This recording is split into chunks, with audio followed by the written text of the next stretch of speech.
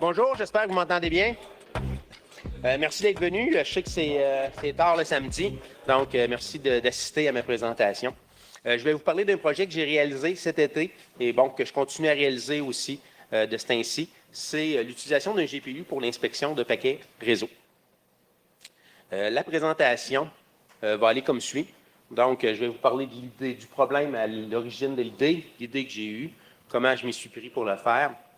Puis, une des limitations que j'ai rencontrées, naturellement, je ne peux pas passer par toutes les limitations que j'ai rencontrées, mais une des limitations importantes que j'ai eues, les résultats que je réussis à obtenir présentement, puis bon, ce qui reste à faire aussi dans ce projet-là, naturellement. Avant de commencer, je vais vous dire qui je suis. Je suis pas un expert en sécurité, donc je fais un petit peu mouton noir dans la salle aujourd'hui. Naturellement, je suis quand même intéressé à la sécurité. Je ne serais pas au Hackfest sinon. C'est mon 6e Hackfest où j'assiste. C'est le premier où je présente, un rêve que je réalise aujourd'hui. C'est la partie. Si jamais vous êtes déçu que je ne sois pas un spécialiste en sécurité, vous pouvez aller dans l'autre salle. Il y a un spécialiste en sécurité qui fait une présentation. Moi, je me spécialise dans le développement de logiciels puis dans l'intégration du logiciel avec l'électronique. Donc, je développe principalement des pilotes de périphériques pour des clients. Je suis consultant à mon compte, donc je fais de la formation, je fais du développement à ce sujet-là. Allons-y avec la mise en contexte pour le traitement du périphérique, du traffic network. J'ai fait une petite slide juste sur l'évolution d'Ethernet. Donc oui, je suis assez vieux pour avoir connu l'Ethernet à 10 mégabits, pouvoir passer des fils coaxiales. On voit que dans le temps, ça l'a quand même évolué beaucoup. J'ai mis en logarithmique à droite parce qu'à gauche, au début, l'augmentation n'était pas très, très grande.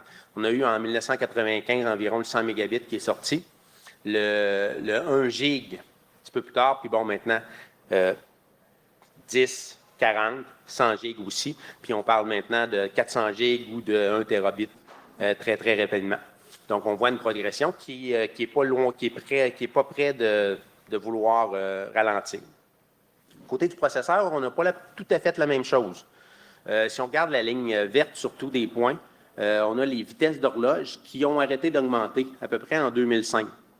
La capacité à traiter a continué à augmenter un petit peu, mais on voit surtout que la capacité de traiter, l'amélioration de la capacité de traiter à partir de 2005 vient du multicore. Donc, on a la ligne noire dans le bas. Donc, on a vu l'apparition de beaucoup de processeurs avec plusieurs corps. Tant qu'à aller dans du traitement en parallèle, bien, pourquoi ne pas utiliser un GPU? Le GPU semble vraiment absolument super approprié pour traiter les paquets pour plusieurs raisons. Un, on a naturellement, en utilisant un GPU, une super grande puissance de calcul qui est vraiment au-dessus de ce qu'on aurait avec un CPU standard. Deuxième chose, les GPU sont optimisés pour faire de l'accès à la mémoire vraiment très, très, très rapidement.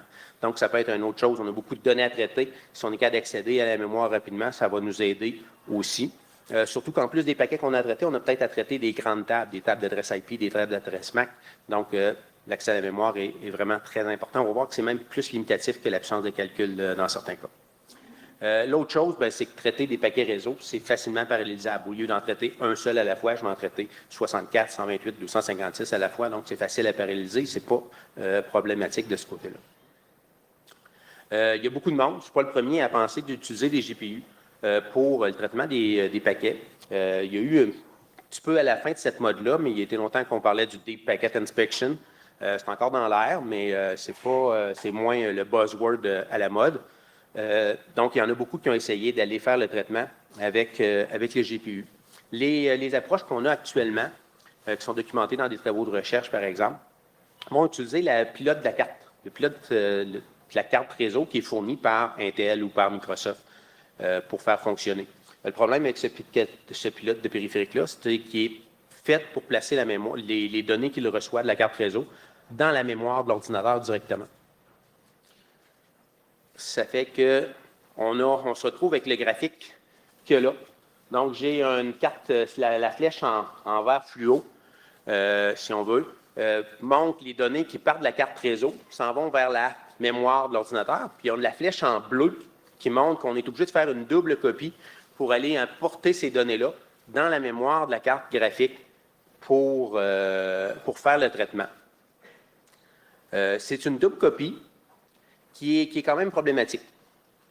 Quand on fait cette technique-là, on doit premièrement attendre d'avoir reçu un certain nombre de paquets, naturellement. De toute manière, ma technique aussi a le même problème d'être obligé d'attendre qu'un certain nombre de paquets est arrivé.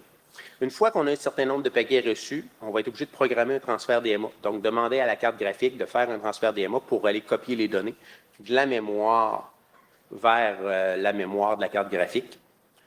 Attendre que le transfert se termine et après ça, lancer le traitement des données. C'est une tâche qui, premièrement, coûte quelque chose, le temps du transfert, toutes les attentes aussi qui sont là. Bon, souvent, on perd encore un petit peu plus de temps pour la programmation et tout ça. C'est souvent marqué dans les projets de recherche comme n'annulant pas complètement les gains qu'on fait avec les GPU, mais nuisant grandement aux gains qu'on fait, donc réduisant les gains qu'on fait. L'idée que j'ai eue, c'était de suivre une nouvelle flèche verte. Donc, une flèche verte qui part de la carte réseau, mais qui envoie tout de suite les données dans la carte de la mémoire, dans la mémoire de la carte réseau, de la carte graphique. Vous remarquez aussi qu'il y a deux flèches, une flèche à chaque bout de ma carte. Donc, je me suis dit, tant qu'à me donner le travail pour emmener les données